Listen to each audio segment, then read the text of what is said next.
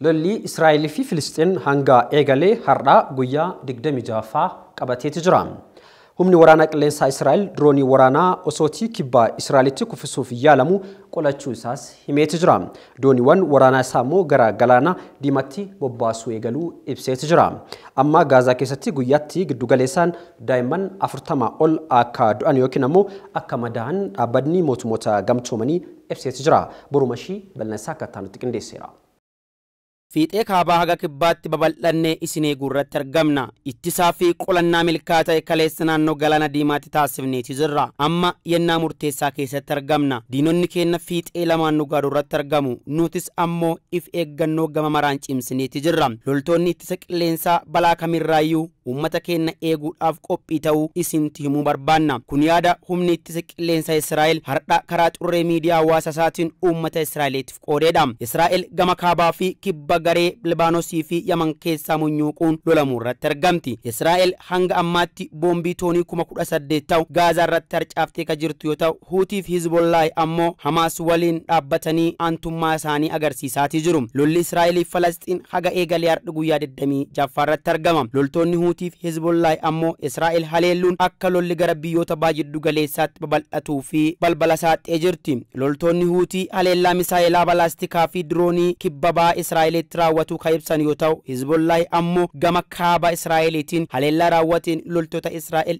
120 ajjeesuu hardhaa ibseetii jira Israa'el ammoo haleellaa haaloo baafannaa eegalteeni haga ammaatti boombii toonii 18,000 ta'u magaalaa Gaazaa irratti harcaattee jirti jechuun maddi oduu Anaadooluu gabaasee jira kunis boombii gaafa waraana addunyaa lammaffaa Ameerikaan magaalaa Hirooshimaa irratti raawwatte dachaa tokko tuqaashaniin caala jechuun maddi ejensii oduu Anaadooluu kun balballoomseetii jira Israa'el haleellaa kanaanii lubbuu lammiilee Falastiin 10,000tti siqanii yoo galaafat magaalaa Gaazaa gara dirree caccabaanitti tuulametti geeddaraatii jirti manneen 200 ol ta'an ka caccabaniiran yoo ta'u ka 32 ta'an ammoo guutumatti tajaajila kennuu haalan dandeenyeen barbadaaniitii jiru Hezbollah gareen biyya ollaa Israa'el Libaanos keessatti aangoo guddaa qabuu fi milishoonni Huutii Yaman keessatti munyuuqan Israa'el maddii kaabaa fi kibbaatiin haleeluun aantummaa Hamaasii fi qaban yoo agarsiisan Israa'el walta cumurratti argamu Huutiin garee milishoota guutuu Yaman hogganuuf qabsaa'u yoo ta'u kaleessa gara barii gula ammoo kibba Israa'el maddii kibba naannoo daangaa Jordaniif Masriit haleellaa misaa'ila balaastikaa fi diroonii raawwachuu isaanii addeessaniitu jiru Israa'el garuu rophilaa waraanaa abbummaan isaa ka garee Yaman ta'e naannoo magaalaa Israa'el cinaa galaana diimaatti argamtu Ilaati jedhamtu gubbatti dhoottee lafa buusuu addeesteetu jirti milishoonni Huutii ammoo Yaman keessa mandheeffatan kun maddii kibba baha Israa'eliitiin haleellaa tasaa misaa'ila balastikaaf diroonii deeggarameen Israa'el tumuu mirkaneessaniitu jiru dubbii himaan milishoota Huutii Yahiyaa Saareeni ibsa karaa miidiyaatiin kennaniin Israa'el marroo sadaffaaf tumneetii jirra ammas haleellaa itti aanu akka raawwannu ibsuu barbaanna jechuun dhaadataniitu jiru oduu dabarsaan milishoota Huutii Saareen milishoonni Huutii haga weerarri Israa'el Gaazaa irratti dhaabbatuu fi moonaa Huutii tuquu dhiisuuti nutis tarkaanfii waraanaa addaa fudhachuu fi ka qophoonnu ta'uu in ibsina jechuun akeekkachiisaniitu jiru torban darbe Israa'el gareen finciltoota Yaman kan Iraaniin deeggaramu diroonii magaalota Masrii lama keessatti dho'insa uume erguunii himatamtee ka turte yoo ta'u kaayoon haleellaa diroonii kanaa ammoo Israa'el haleeluuf yaadame akka ta'e Israa'el addeesteetii jirti Huutiin garee qeedhoo amantoota warra Yaman yoo ta'u bara 1993 bulchiinsa Saadaat keessatti nama fincila jalqabaa gurmeesse Muhammad al-Huutii fi obboleessa isaanii Hussein al-Huutiin kan hundeeffamedha kaayoon milishoota kanaa ammoo Yaman hunda bulchuu fi sochii farra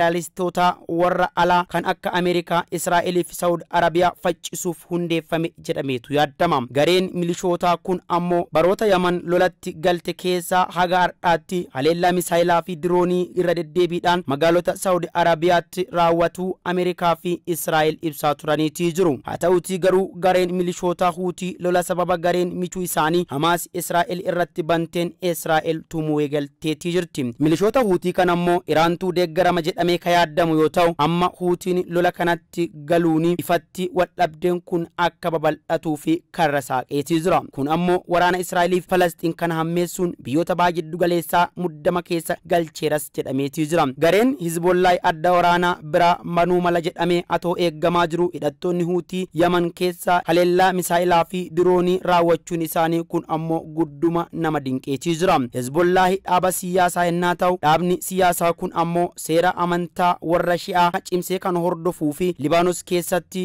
aangoo guddaa ka qabudha. Bara 1992 irraa eegalee barreessaa isaa ol aanaa nama hedduu waraanaan cimaa ta'e jedhame Hasan Nasrallaahiin hogganamaatii jira. Egaa haleellaan Hamaas onkoleessa 7 Israa'el irratti banee ganama fuullee eegaluuni Hizbollaay Israa'el gama kaabaatiin haleeluu jalqabuusaa addeesseeti ture. Haga gaafa onkoleessa 8 irraa eegalee Hizbollaay loltoota Israa'el 120 ta'an ajjeesee jira jechuun haadha ibseetii jira. Ameerikaan dhaaba siyaasaa kana ammoo akka gartuu shoror keessaatti ka ilaaltu yoo ta'u, haa ta'utti garuu gareen kun dandeettii waraanaa fi hidhannoo qabuun daraan dhiibbaa biyyoota lixaa irratti adoo hin hafin uumuu irratti argama. Hawaasa Filisxiin bakka bu'ee Gaazaa keessatti Israa'el waliin wal falmataa ka jiru gareen warra loltoota Hamaas haleellaa onkoleessa 7 guyyoota 26 har'aa dura eegaleeni dhumaatii lammiilee Israa'el 1,500 oliitiif sababa ta'eetii jira. Hamaas jecha gabaabaa jechoota afaan Arabaa Harakaak al-Muqaawamaa al-Islaamiyaa jedhamu irraa ka ijaarame yoo ta'u, hiikkaan isaa afaan Oromootiin sochii diddaa Islaamaa jedhuun walqixa kan qabaatu ta'a. Eega gareen kun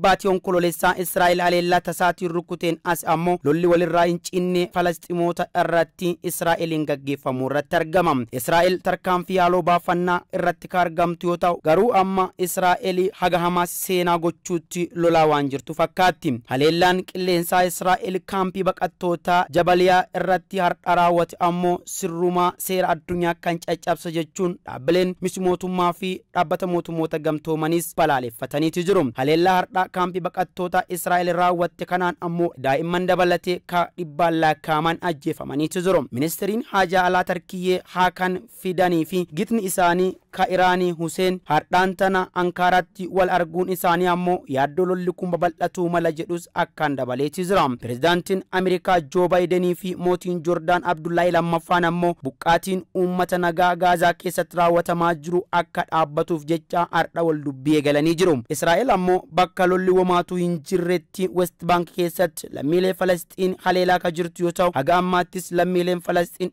130 ta'an bulchiinsa West Bank keessatti ajjeefamaniiti jiru. Gaazexeessitoonnii fi ogeeyyonni miidiyaa 38 ta'an ammoo haleellaa Israa'el raawwattuun Gaazaa keessatti ajjeefamuu Anaadooluun dhagabaasee jira. Dhaabbanni mootummoota gamtoomanii ammoo Gaazaan amma bakka daa'imman 1000 lakkaa'aman itti awwaalaman taatee jirti jechuun hammeenna deemaa jiru cimsee addeesseetii jira. Onkololeessa 7 irraa eegalee Gaazaa keessatti guyyaa guyyaatti jiddu galeessaan daa'imman Falasxiin ka 420 ta'an akka ajjeefaman yookiin ammoo akka madaa'uu danda'an dhaabbanni mootummoota gamtoomanii addeesseetii jira. Amma hanqinni bisaanii guddaan uumamuun bisaan qaama namaa keessaa waan hir'ataniif lakkoofsi daa'immanii fi dubartoota du'anii ammas dabaluu mala jechuun UN akeekkachiiseetii jira. Dhaabbanni mootummoota gamtoomanii Gaazaan bakka haleellaa boqonnaa hin qabne mara horattee jirti jedheetii jira. Lammiileen Falasxiin haga amma 1000 ajjeefaman kunis irra caalaan isaanii daa'immanii fi dubartoota ta'uu isaaniitti ministeerri fayyaa Gaazaa addeesseetii jira. Dubbii himaan fandii daa'imman dhaabbata mootummoota gamtoomanii ka UNICEF James Elder ammoo balaa hamaa daa'imman mudachuu malu durumaa himnee turre jechuun dhajiifateetii jira. Waraanni Israa'el eega haleellaa gama Huutiin kibba biyyattiitiin itti banameen as ammoo dooniiwwan waraanaa gara galaana diimaatti bobbaasuu addeesseetii jirti. Gabaasa kana walta qabatuuf ammoo Zeewiyoon Aljaziiraa Anaadooluu BBC CNN